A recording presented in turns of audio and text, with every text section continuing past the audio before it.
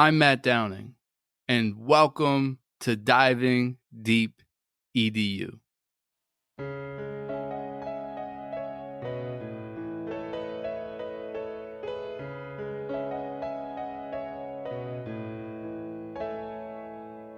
Curious conversations with all types of peeps. Encouraging innovation, we are diving deep. Certainly education is what we like to speak. Fervent with dedication, now it is time to teach. Yeah.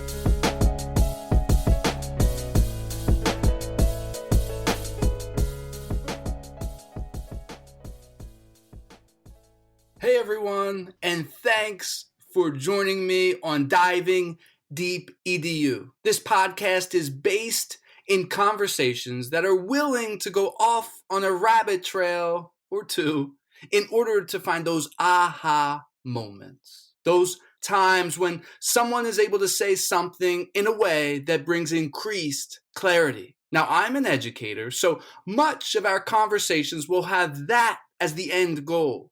How can the things that we are talking about help us to dive deeper into educational practices? Thanks for tuning in.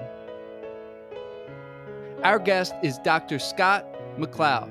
Scott is an associate professor of educational leadership at the University of Colorado, Denver. He started off as a middle school social studies teacher before earning his JD and PhD. Scott is a leading expert in K-12 technology leadership issues. He shares his work through his wonderful website, blog, presentations, books, and countless articles. Scott, thanks so much for joining me. How are you doing? Hey, Matt.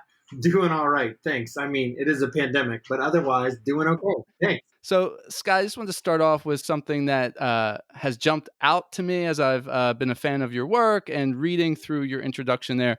You have both your PhD and your JD. That's a lot of letters. How did that happen? So I had a chance to get my master's paid for after getting my teaching certificate as an undergrad, and figured that the next step was probably leadership in some capacity. So I got my principal coursework as part of that master's. And almost everywhere in the country, you have to take a school law course as part of principal licensure, and realized very quickly that I absolutely loved the law.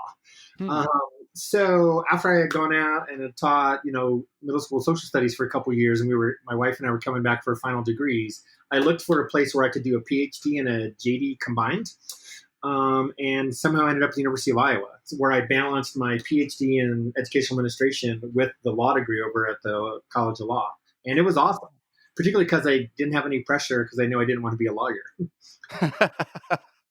So if you didn't want to be a lawyer, how has that JD been helpful in your current work or when you were a classroom teacher? Yeah, absolutely. So first of all, just, gravitating towards the law because of my sort of social studies interest was a natural. So anything having to do with law, policy, government, ethics, that kind of stuff plays out quite a bit. I get to teach our school law course and our school law courses in my preparation programs where I'm preparing principals and superintendents. So that's really, really fun. And then, if you ever have to complain to a company and you get to put JD after your name, they are a little more responsive. How about that? Yeah, I like to write letters to companies when I'm not happy. So if I had a JD, I'd probably get more than just another box of chocolates. Right. I want to talk a bit about your most recent book, Harnessing Technology for Deeper Learning. What were some of the motivations for writing that book? Thanks for asking. So my good friend, Julie Graber, who's one of the smartest people I know in the state of Iowa about deeper learning and technology, she and I were working together, and Iowa had been part of this massive grassroots one-to-one movement where over the course of about 5-6 years, Iowa went from 6 districts giving kids computers to over 220 districts. Oh, wow. So almost nobody to about 2/3 of the state. And Julie and I, realized that even after a district had been one-to-one for, 3, 4, 5 years, that we just weren't seeing the kind of learning transformations that they had hoped for. And part of it is because they were using some frameworks that maybe weren't super useful to them in terms of moving the learning. but also we were just looking for something that allowed us to have some different kind of conversations with teachers. So we ended up creating our own protocol, which has a lot of sort of concrete, specific look fors and think abouts. And that's really what the book is all about. The book introduces the 4 shifts protocol, and the 4 shifts are really around deeper learning and student agency and authentic work, and then how to use technology to help with those. And then, so what the book does is that it outlines sort of our process about why we wrote the book and where we thought some gaps were in some other models and frameworks and tools. Then we redesign 8 lessons together using the protocol and talk about how to use it across a variety of grade levels and subject areas. And then we finally, our last chapter is full of tips and suggestions and strategies and techniques for integrating the protocol into individual teacher work, curriculum redesign work, coaching work, principal leadership work, all that kind of stuff. Yeah, I would love to hear more about the 4 shifts protocol. But before I do that, I do want to ask sort of a general question. So as you're interacting with all of these diverse schools across the state, were there any similar missteps that schools and districts did when trying to integrate technology into the classroom? Yeah, and it's not just Iowa, of course, it's everywhere. And I think Correct. the first thing to recognize is that we have to have a vision for why we're getting the technology, right? So what essential purposes are we trying to achieve as a system or organization so that it doesn't just become tech for tech's sake? You know, I recall vividly doing a workshop with a middle school staff, teaching staff, that was getting ready to head one-to-one the following fall. And they grabbed me during a break when their leaders weren't around. And they said, Scott, I just want you to know that our principal has told us that he wants us to use the laptops 3 times a week next year. And I was like, cool, for what? And he's like, well, he doesn't care, just as long as it's 3 times a week. And, you know, sort of this classic tech for tech's mentality and tech for tech's mentality. And you get it, right? Like you want to show the return on investment to your community and you're using the machines, but there's no a pedagogical vision or learning vision driving that work. Then they're just machines that get used when somebody feels like it. And it all kind of fizzles apart. And, you know, another really bad reason to go one-to-one is because the neighboring district did, and you don't want to lose kids to open enrollment. That's another really terrible reason to go one-to-one. So you have to have sort of this driving vision of what kind of learning you're trying to make happen. And then I think, you know, even if you have those visions, then you struggle with implementation. How do we transform an organization that was primarily analog in the past, and now we're giving all these kids and teachers machines, and you know we got to ramp up people with training and vision and make it all work, and it falls apart in the implementation stage. Yeah, I would love to spend a little bit of time talking about, you know, the 4 shifts protocol: deeper learning, greater student agency, more authentic work, rich technology infusion. I just want to sort of dig into these 4 components and Sure. and talk about them, and maybe have you, you know, if you don't mind, give a couple examples. So we're thinking about deeper learning, right? Someone that doesn't know much about that, what does that look like in connection to integrating technology in the school? The whole concept of deeper learning is that we want to get kids beyond factual recall and procedural regurgitation. And we seem to have a lot of research that shows that somewhere around 80 to 85% of a kid's school day in most school systems, whether you're elementary through secondary, is sort of lower level learning. It's sort of the lowest levels of Bloom's taxonomy or Webb's depth of knowledge wheel.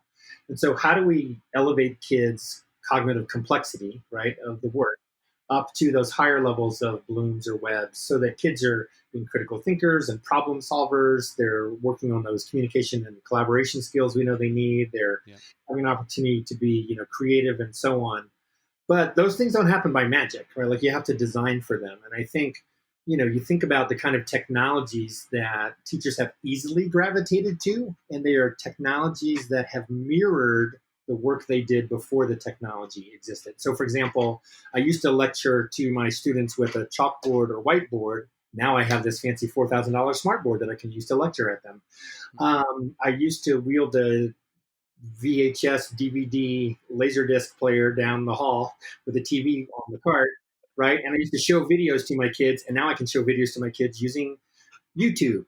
I used to have my kids fill out index cards or worksheets to check their understanding. Now we're using clickers or Kahoot to do the same work. And what we're doing here is that the technologies that are most easily adopted by teachers are the ones that reflect what they did before, but don't necessarily shift learning and teaching.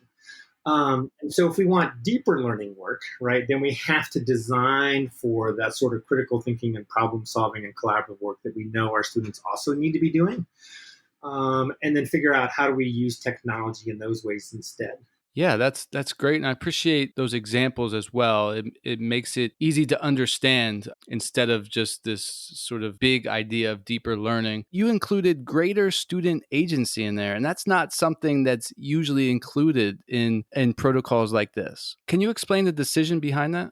Yeah, absolutely. Kids are bored, right? Like kids come to school and they're bored with what they do. And a lot of it is because we tell them what to do almost every minute of every day up until they graduate high school. The cognitive psychologists tell us that the number one factor in human motivation is autonomy. And for most students, schools are low autonomy environments. Yeah.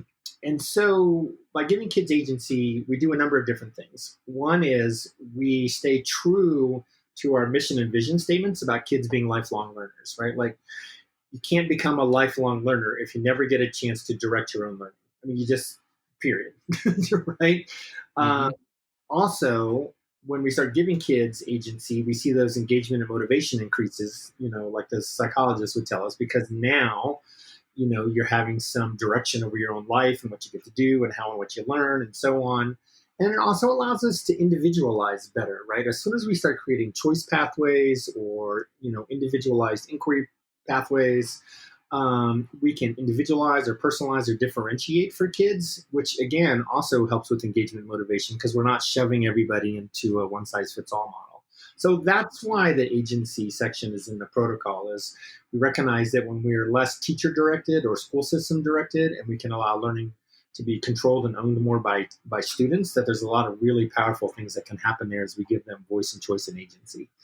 Yeah, I totally agree with you. And I'm super excited that you decided to sort of highlight that and give it a place of prominence within your 4 Shifts protocol. Thinking about authentic work and rich technology infusion, would you be able to give an example of something that does that well, a learning activity that just jumps off, oh, that demonstrates authentic work, or that shows rich technology infusion, maybe just one or the other, or possibly a combo? Yeah, absolutely. So the idea behind authentic work is that we're getting kids out of the building, physically or at least, electronically, in some way where we're allowing kids to do the kind of real world work that's done in that discipline, right? Not just the sort of isolated, disconnected work that happens in the classroom.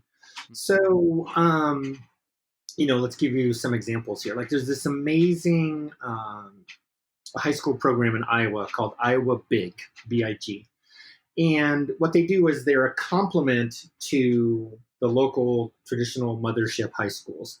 And kids spend half a day at Iowa Big and half a day at their neighborhood high school.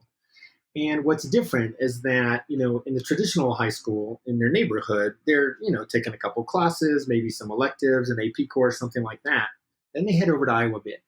And in Iowa Big, they work on projects that have been submitted to the school for student assistance from outside entities. There might be a local company, city and county agency, maybe a local, nonprofit or something like that.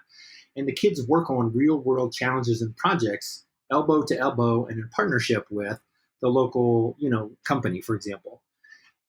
So now all of a sudden, instead of sitting in an AP course, reading through 30 pages of text and answering review questions, they're working side by side with, a company that's trying to create a drone to clean up plastic waste in local rivers and lakes. Or they're, creating a documentary of somebody, or they're working on an advertising campaign, or they're creating utensils that can be used by amputees or whatever, right? Like these sort of like these authentic real world challenges and projects. And the technology is there to help with the collaboration, right, with the outside partners. But it's also, you fold in the tech as you need to do it. Like, for example, you're working on that drone, aquatic drone. Like, guess what? The drone itself is technological, and there's a lot of technology involved in that. You might be coding it or programming it or wiring it or whatever. But also that drone doesn't work unless you understand the math and science necessary to make it go as well. So what we're doing is we're combining sort of those traditional academic subjects with real world hands-on applied work. And the technology piece is just like in the real world, right? We use it when we need it for the purposes that we need it for, but it's all very authentic and meaningful rather than kind of fakey. And of course, what we see is whenever we get kids involved in real world meaningful tasks, that they immediately see the connection in what we're asking them to learn, and they see why they need to know the math, why they need to know the science, why they need to be good, speakers and presenters, for example, for that documentary that they're working on or whatever. And so we're creating these applied domains for what students often see as disconnected learning skills in the classroom. And they stop asking us, why do I need to know this? Why do I care? What meaning or relevance does it have? Because they see it when they do the work. Yeah, I'm a big fan of Iowa Big for a lot of reasons, especially for their authentic work. It's a great example. Thanks for pointing them out. Scott, you recently wrote a blog post titled Designed for High Engagement This Fall. You made many profound statements, but there's something you said in there that stuck with me, and I want to ask you about it. You said, our families gave us grace in the spring when we did remote learning because it was an emergency. If we squandered the summer by engaging in magical thinking about returning in person this fall instead of making the organizational investments that we needed to make, they're not going to give us the same grace again. That phrase, magical thinking, jumped off the page at me. What did you mean by that? Man, I've been interviewing school leaders since March about their responses to the pandemic. I've got a whole Coronavirus Chronicles interview series on my blog. I think I'm up to 42 interviews now. And what's been fascinating to me is you can see some very clear differences between school systems that were reactive and school systems that were proactive. And I think, as with all due respect to everybody in the spring, everybody was kind of in survival mode, right? Mm-hmm. And to be honest, a lot of the learning that was provided in most school systems was pretty blah. Right? It was like, how quickly can we get out worksheet-like and homework packet-like stuff out to kids? And that about all we can figure out at this stage. And that happened for a couple months. And like I said, families gave us grace because it was an emergency, but we have now had all summer to do something better or different. And I just see a whole lot of school systems who've just been sort of crossing their fingers and closing their eyes in some sort of willful blindness that, despite the lack of precautions and protective equipment and extra funding and supportive policies and, mask mandates and whatever in their community, they're still going to somehow be face-to-face in the fall. And so they could have spent all summer getting ready for what's very likely going to be an entirely or almost entirely remote learning situation with kids like it was in the spring, but better. But instead, they've been figuring out all these logistics about how do we measure desks apart and what are we going to do with sanitizing, whatever.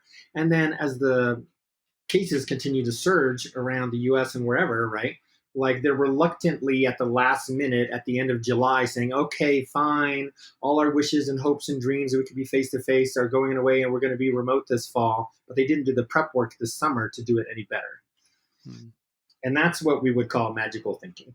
So what are some organizational investments that should be made or, what do you think could be done to make it better?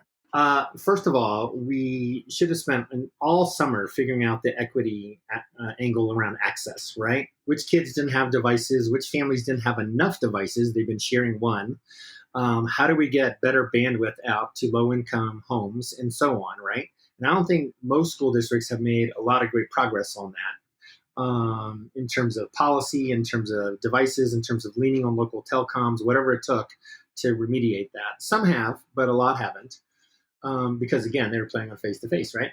And I think the other thing is really around training and pedagogy for staff, right? How do we create community building and relationship building structures with families that were different from what we had in the spring? How do we help our teachers learn how to teach in online and blended ways that were more robust than worksheet and homework packets like we did in the spring? And that's where I think, even now, like I see districts, they're like, oh, we trained our teachers in all these tools over the summer so that they have more tools in their toolbox. I'm like, that's not what our kids need. They don't need more tools. They need different kinds of learning that will keep them engaged. So it doesn't matter if you use tool A, B, C, or D to push out low-level learning. It's all low-level learning and the kids check out, right?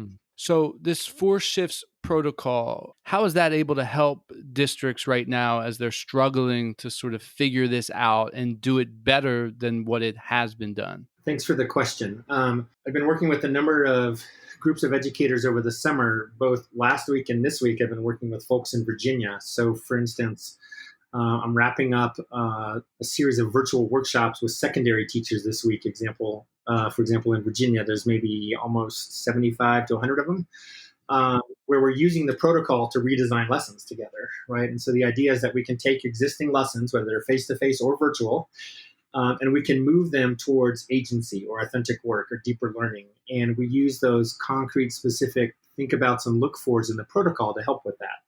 So today we did redesign triads. And so, you might have a redesign triad that had a high school English teacher and science teacher and math teacher in the same room, virtual breakout room. And they each brought a lesson that they maybe used in the spring. Like, here's something I did with my kids in the spring virtually. And we're going to use the protocol together to redesign it to make it richer and more robust.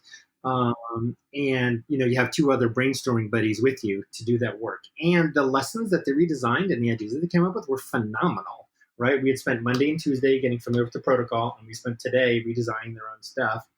And they were like super jazzed as they left our work today, because they could see the tangible changes in their instruction that they could make, even if it's remote, because now we're folding in deeper learning and it's more authentic and kids are going to be more engaged. And they were excited about that, right? Because they had a tool that they could work with that was helpful. Are you able to share an example of one of those exciting lessons?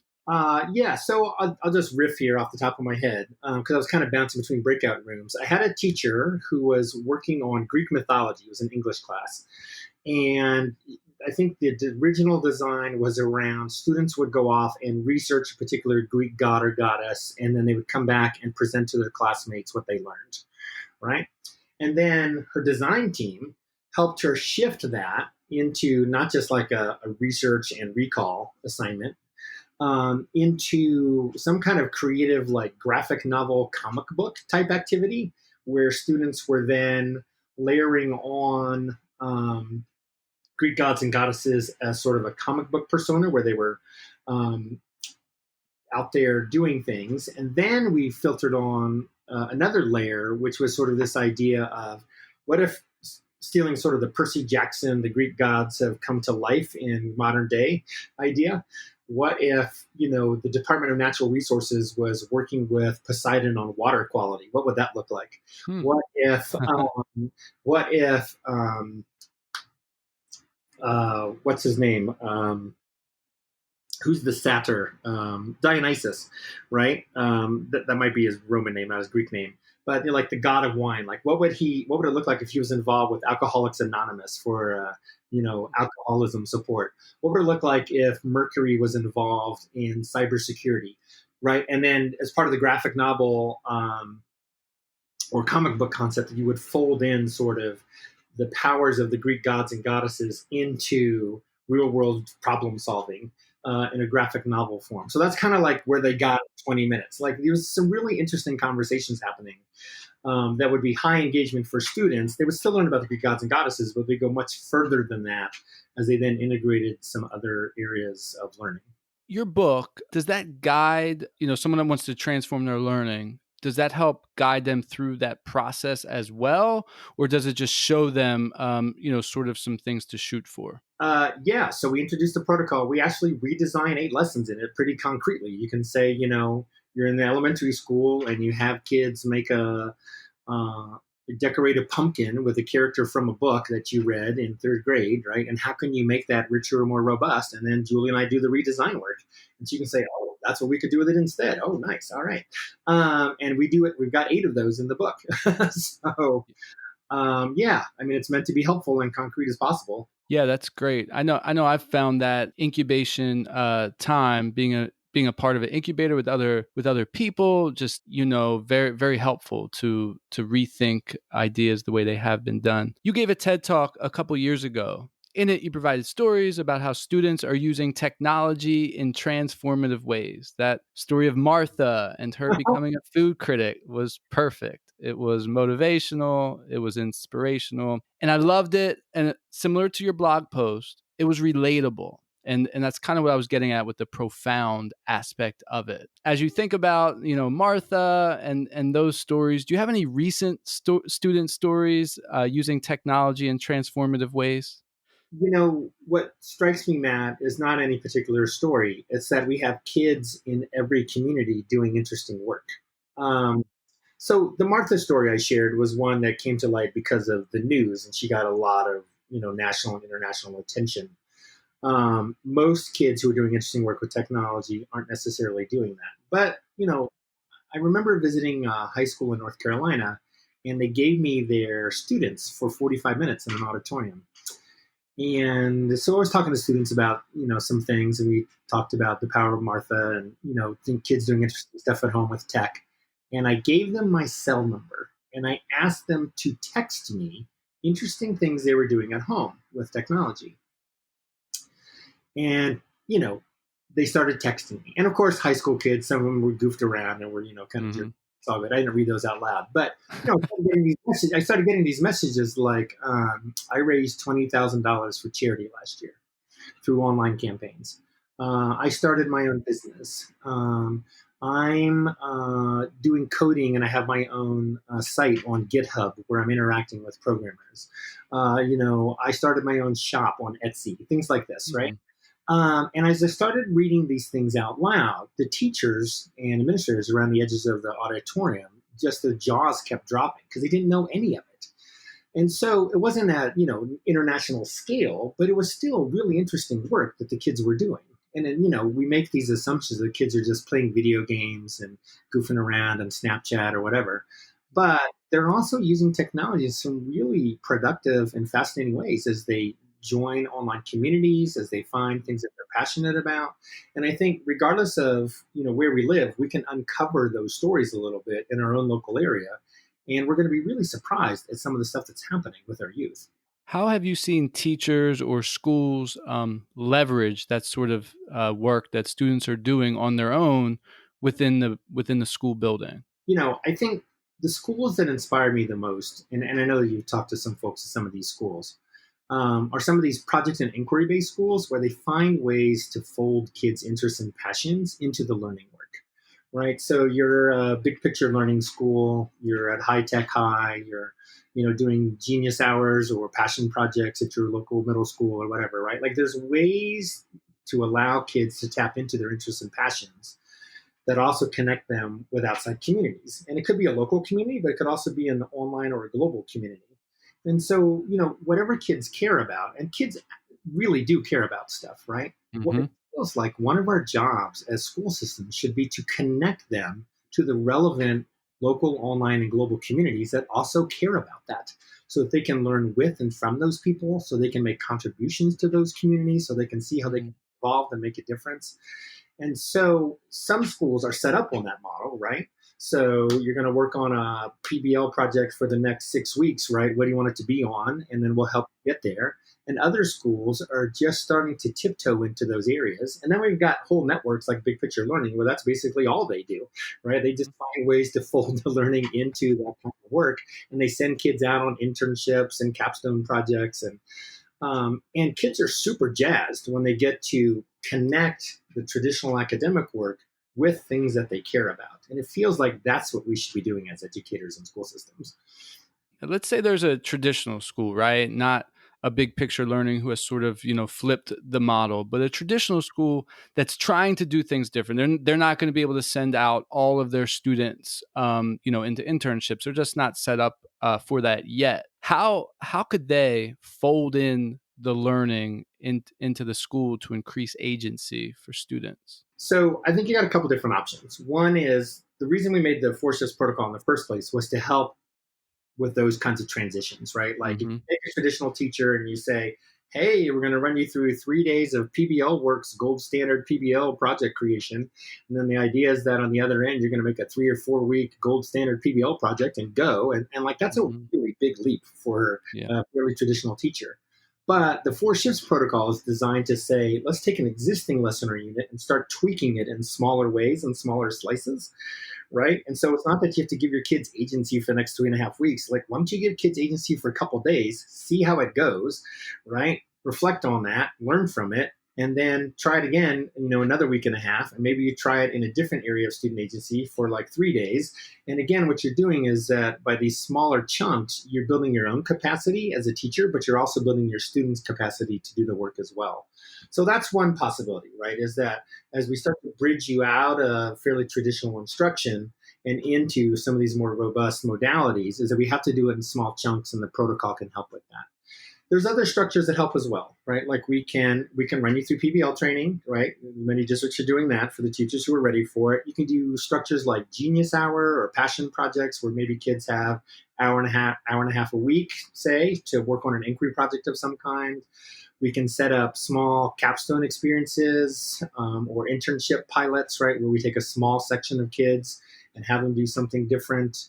And I think the place to play is probably with the kids who either really want it, right? They're looking for something different, or the kids who haven't been successful in the current model and need something different. You don't start with your high achieving kids who already know how to play the game of school because they think you're screwing up the process, right? Go to the other end of the academic continuum, and you find those kids who are looking around at the current schooling model and are really wondering if it's for them. And you say, you know what, let's give you something different, and maybe we can get you back on track here in a different way.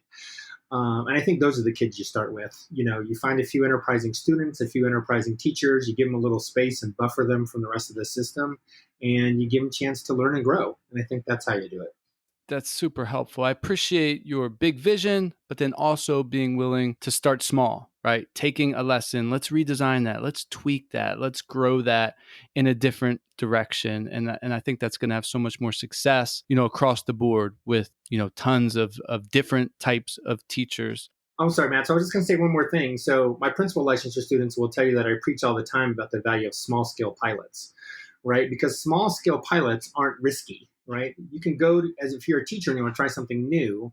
You don't want to go to your principal and say, I'm going to blow up my whole classroom for the next 4 weeks, right? But you can go to your principal and say, I want to try something new for like 3 days. And the principal's like, all right, go try that, right? And the same thing, the families aren't going to freak out about it. Like you're trying things in small scales and then learning from them and increasing your capacity. And so small scale pilots, whether by teachers or school buildings or school systems, are a great way to build our capacity for bigger stuff. Thanks for chiming in with that, because that's so important and that's so helpful and it's motivating because we don't have to change the whole system.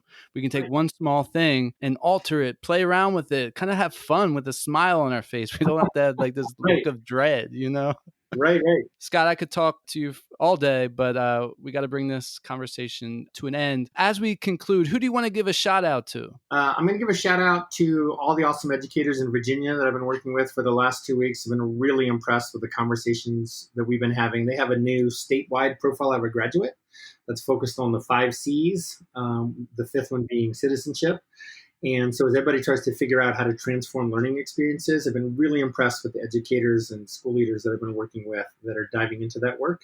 And I'm also going to give a shout out to the networks of schools that have gone full-blown PBL or inquiry, places like Big Picture Learning and New Tech Network and High Tech High and so on. We've got maybe 1,000 or so schools across the United States that are diving deep in this area and whole school PBL and inquiry models.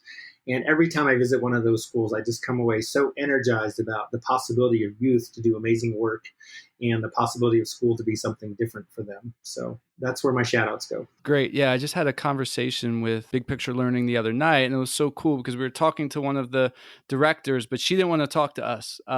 She brought a student on that graduated and just had the student share their experiences. And this student graduated, a couple of years ago, but they're sort of still living out that big picture learning, authentic learning, like let's get in, let's intern, let's do this together, and let's keep the learning moving. So thanks for giving them a shout out. Yeah, absolutely. And, Matt, it's really hard to visit one of those schools and not walk away wishing your kid was in one. It's time for the final word. Scott, what would you like to say to close out this podcast? I would like to say thank you, first of all, for the opportunity and to help people recognize that systems change slowly, right? And that we don't just turn school K-12 education on its head, in a week or two or a year or two. This is long-term sustained work, but we can do it in small slices and build toward it. So what we have to have is we have to have sort of this internal commitment to the long-term work, right? This is not a fad. Deeper learning is not something that's going to go away in a couple of years. Deeper learning represents a set of competencies and skills that our students need from us that go far beyond what we've given them in the past. And so as somebody who works a lot with school leaders and school systems, in addition to coaches and classroom teachers, we have to roll up our sleeves and be very intentional and purposeful about the long-term work and how to structure that so that it doesn't just become something that fades away in a couple of years and we end up doing our kids a disservice for the rest of their lives. Scott, this has been a powerful conversation. Thank you so much for joining me on Diving Deep EDU. I appreciate all the work that you have done, the work that you are doing, and spending some time with us talking about it today. To those listening, thank you. Thank you for tuning in to Diving Deep EDU. If you like this episode, subscribe, share it out, post a review on Apple Podcasts. All those things will help get this podcast out to more people. Until next time. Wow, it's time to reflect. That's astounding. You've been checking out the podcast from Matthew Downing. Hope you like diving deep like a scuba diver. And the show provoked hope, that's our true desire.